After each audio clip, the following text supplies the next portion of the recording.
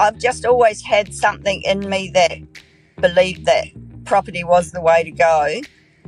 And so when I first started hearing podcasts like with Goose, I think it was actually even before Dashdot, and then and just listening to other podcasts, you know, about property, it just, I guess, reinstalled my faith and made me, you know, believe that there, you know, especially if you've got somebody behind you like Dashdot,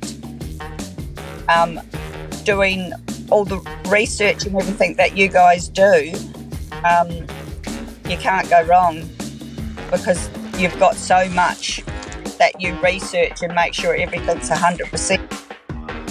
So you can't make the mistakes that I've previously made.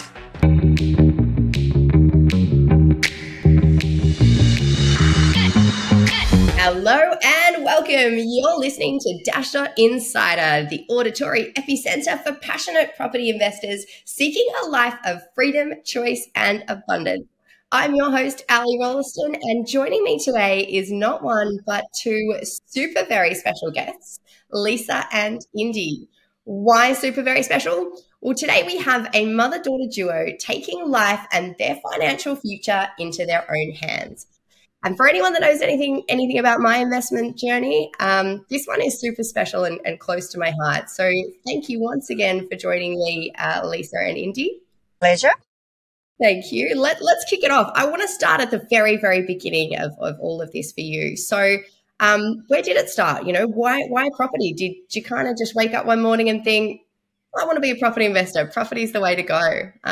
Lisa, why don't you kick us off?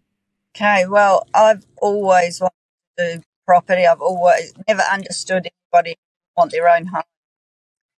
And I grew up in a house, a rental. So it's just always been in me to buy a house. I actually found out recently I haven't had a lot of connection with family. I haven't known my family. I grew up in foster homes. So I've recently found out that I have a lot of relatives out there that are real estate agents. And so it must just be in my blood, I'm guessing, but I've always wanted to buy property, always. Wow, that's so interesting. I imagine you're often these things do kind of come from our upbringing and how it was for us. And I imagine growing up in foster homes, there was, you know, a fair bit of housing insecurity in your earlier years. So for you, I'm imagining this has been about having your own home and having some stability in that. So that was sort of, I guess, always the big driver. But an investor, did you always want to be a property investor, or did that sort of come about a bit later in life? No, something I always wanted to do as well. I've always wanted to own and invest in property, always. And I've never really known other people that have done it up until, you know, the last few years. But it's just something that I've always been interested in and just, I don't know, felt that it would be a thing to do. I've never been interested in investing in anything else, just property. Yeah. Wow, amazing. So you've always had this belief. Maybe you're right. Maybe it is absolutely something that's in your blood. It's definitely in my blood, so I can relate to that. Amazing. Okay. Indy, how about you? Where did this kind of start for you? Did you just sort of, you know, hear the idea from mum and think, that sounds like a good idea, I'll jump on board? What was it like for you? Yeah, I definitely heard it from mum. She's been hounding me about it since I was, I think, probably 16 when I kind of started to grow up a little bit. I definitely pushed back a lot when I was that age. I was like, no, it's too much work. But now that I've grown up and she's taught me a lot and kind of instilled that in me since I was young to get into property investing, that now I do want to do it. But yeah, I think she dealt with young me well when I was pushing back so much, because I really wasn't interested when she first started, because I just thought it was too much work, too much effort. too hard, I guess. Yeah, but I love that. Yeah, that was a bit the same for me, to be honest. My mum started slowly chipping away and educating me from a young age, and then yeah, for me, I kind of did just wake up one day and thought, yeah, this is where I want my future to be. That's really cool. So yeah, she obviously had these ideas that you'd be getting into property young, and you sort of slowly came on board. That's awesome. All right, did you always think that you would do this together, or how did that come about? I did, because I'm single. For one, I needed somebody else, and I figured for Indy, she's going to need somebody if she's going to do it so young, because it's going to take a lot longer to save the deposit, etc. And because she doesn't know anything about it at that stage, well, not a lot. I just figured it'll be easier for her to get into it if we did it together. She'll feel more secure. For sure. Beautiful. So could you have done it on your own individually, or you would have had to wait a bit longer in order to do that? yeah, I think we would have had to wait. Well, I definitely would have had to wait a lot longer. So sort of with our powers combined kind of thing, you were able to jump in and get things moving, be a bit creative. Good on you. Yeah. Awesome. And you guys are not, you're not together, are you, physically? You're sort of located in different areas. Yeah, Mum's in WA, I'm in Sydney, New South Wales. Amazing. So literally opposite sides of the country, and you've still been able to make this work. Amazing. It does have its challenges sometimes, like with paperwork and stuff, but we make it work. Yeah, definitely. I think paperwork and banks are always the difficult things in investing, but good on you. You obviously have the perseverance to push through all the hurdles that got in your way, so well done. So, all right, well, let's talk about the portfolio that you now have together. So you've got 2 properties in your investment portfolio together. When did the first one come about? That was in 2021, I think it was, Mum. Okay, yeah, a couple of years ago then. Awesome. Cool. So, Indy, not to ask a lady her age, but you would have been pretty young then? I would have been 21 years old when we... Wowza, 21. Lisa, you must be very proud. I am very proud of her. She's done really well. Yeah. Amazing. Oh, good on you. Okay, so Lisa, Indy, you were 21.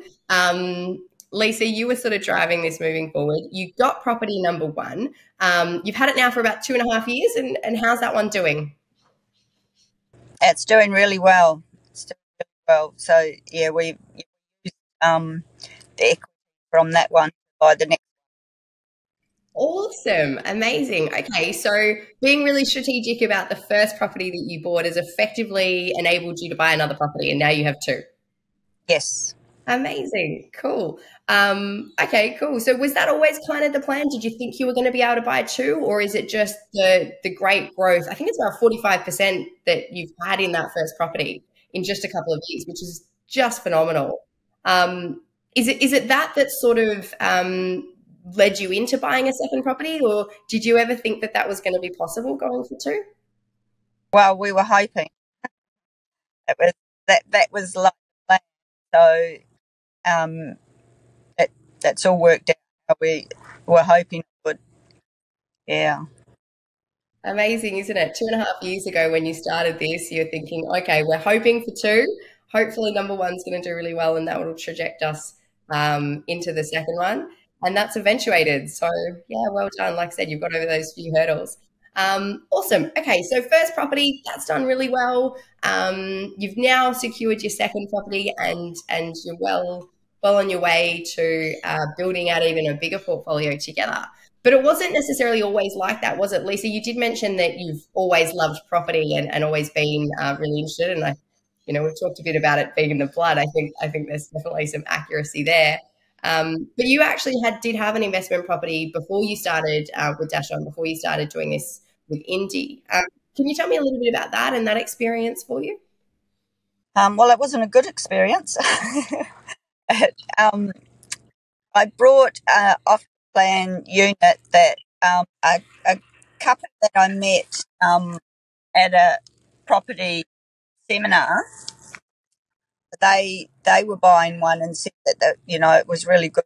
Sent me all this information, positive information about it. It was in Mackay, and so I signed up and then had to think about it and did my own investigation and realised that it really wasn't a good place to invest. So I tried to get out of it, but I was actually 24 hours too late to back out of the contract.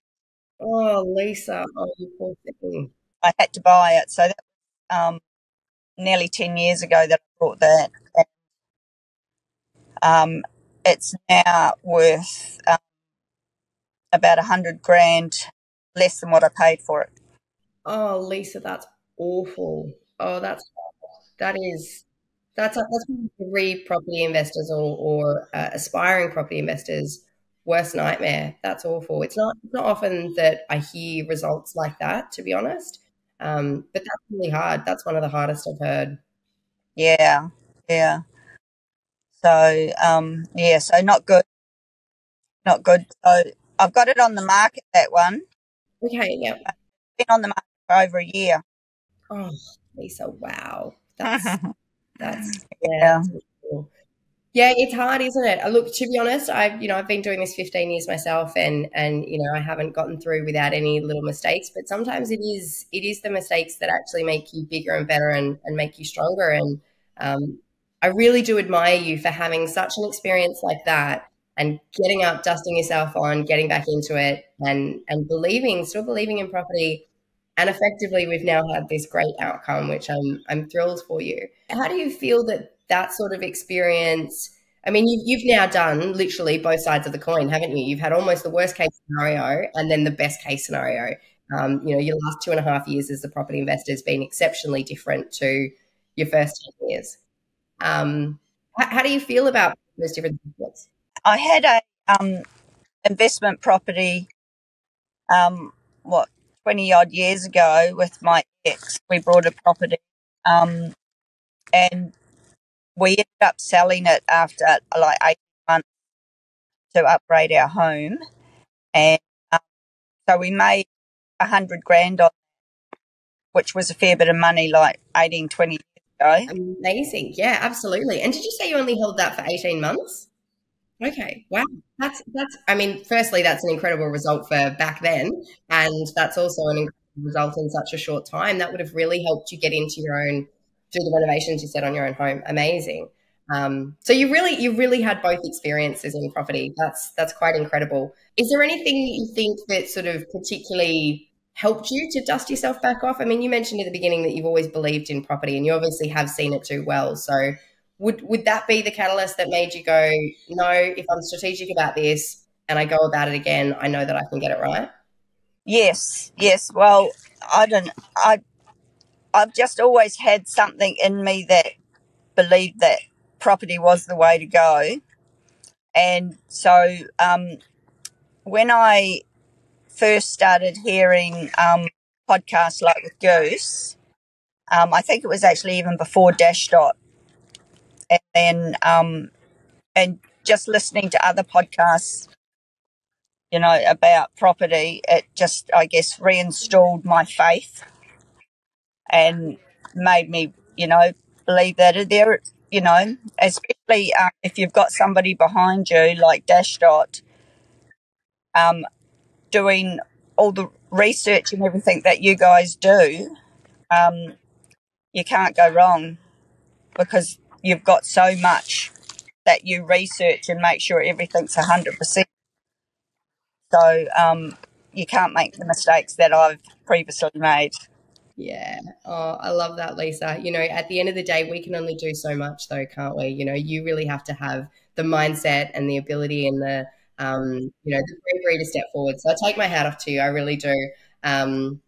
That is, yeah, it's a really incredible story. And, I'm thrilled that we've been able to turn this around for you. Okay, cool. So that's where we've been. This is where we are now, but let's go to the future. What are the big kind of goals? Why don't we start with you, Indy? Why are we here doing this property investment journey? What do you want out of it? I want to be able to retire early. Definitely is a goal.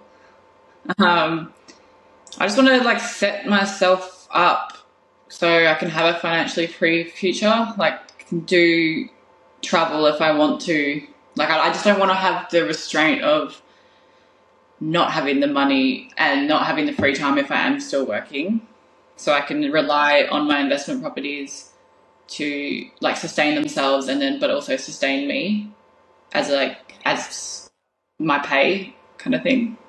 Yep. Yeah, awesome. So this is about, I guess, financial security for you. And obviously you've seen the way that your mum grew up, and, you know, that's possibly had a bit of an impact. But for you, is this sort of, any level of financial security? Do you want your own home one day, or is it just about retiring and have flexibility around your work? Yeah, I definitely want to own my own home. That's another goal. I want to have my dream home paid off before I retire as well, so I don't have my own mortgage. Amazing. Cool. Do you think that all that's possible? If I'm smart with my money, I do. Awesome. Good for you. Yeah, look, to be honest, so do I. I completely agree. Look, I'm proof in the pudding. I was 19 when I started. And that was my first big goal, to live in my own home mortgage free.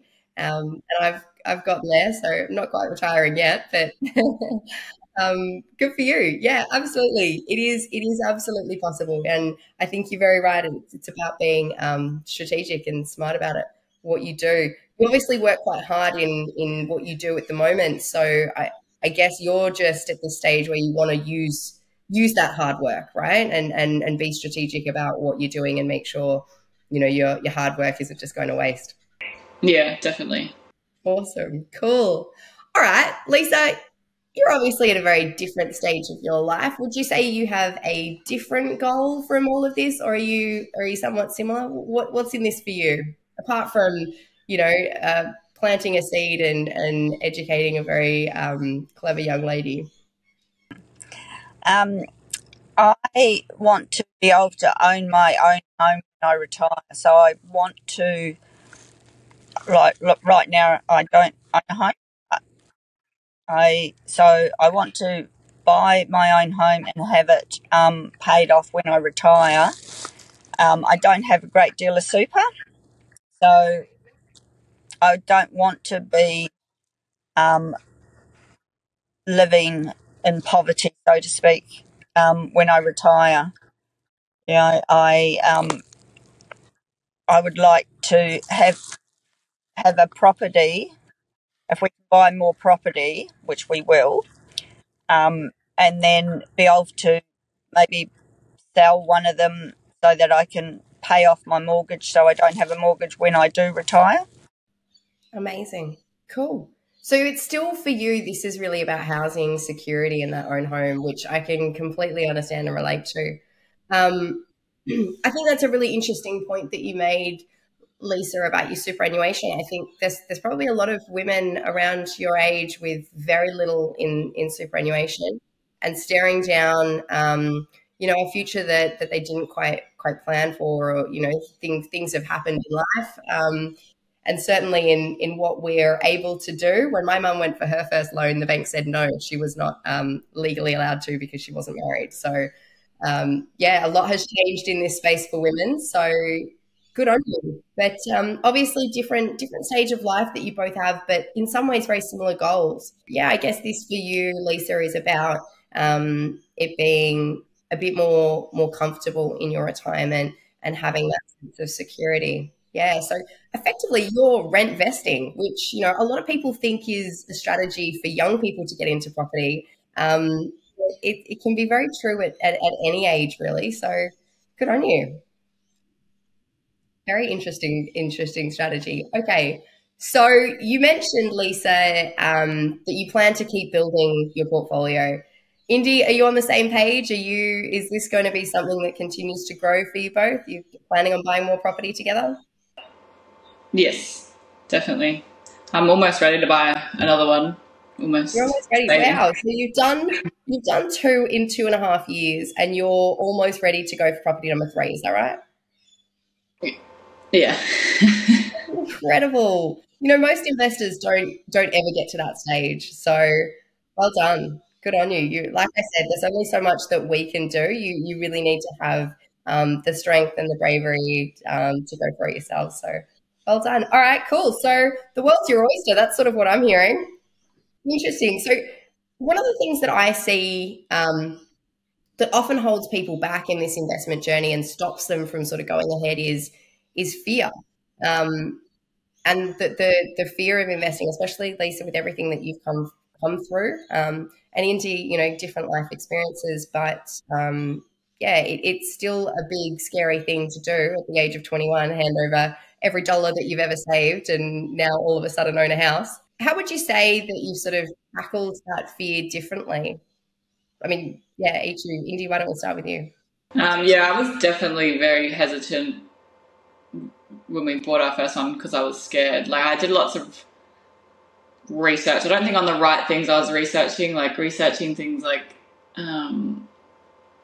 just people with really bad experiences with people moving in and like trashing the house and things like that. Sorry? We did have happen, didn't we? Yeah, we did. Yeah.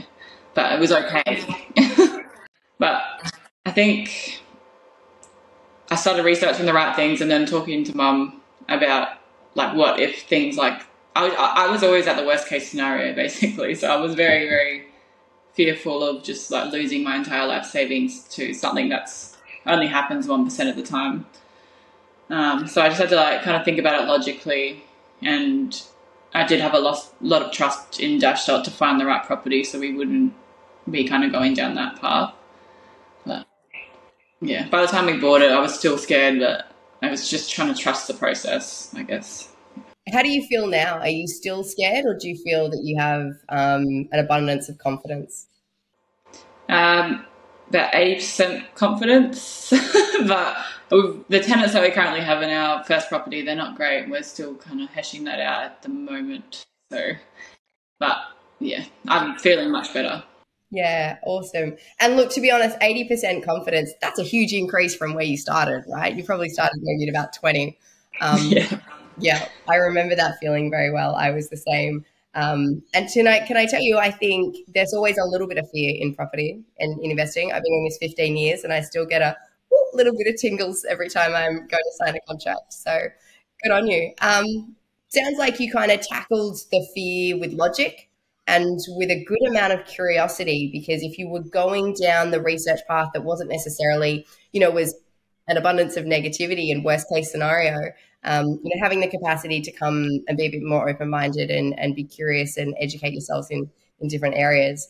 Okay, so curiosity and research and logic would be sort of the way that you tackled fear. How about you, Lisa? Would you say the same? Yes, I'm always been very positive about property, and even though I had that property that was no good, just having Dashdot behind us made a huge difference, because that they've done all the research, so then you know that you're going to get a decent property, and obviously proof is in the pudding because we've got two really good properties now. Amazing. Awesome. And the growth is what it's all about, right? It's sometimes you got to deal with the little hurdles to get the results of growth. So yeah, good for you. Well done. What I find really interesting about your journey, and even just hearing that from you, Indy, is that you've seriously been through what everybody hopes for as a property investor and what everybody is afraid of trying to become a property investor. You've had and you've lived the worst case scenarios, but you've also lived the best case scenarios in 45% growth in 2.5 years. Amazing.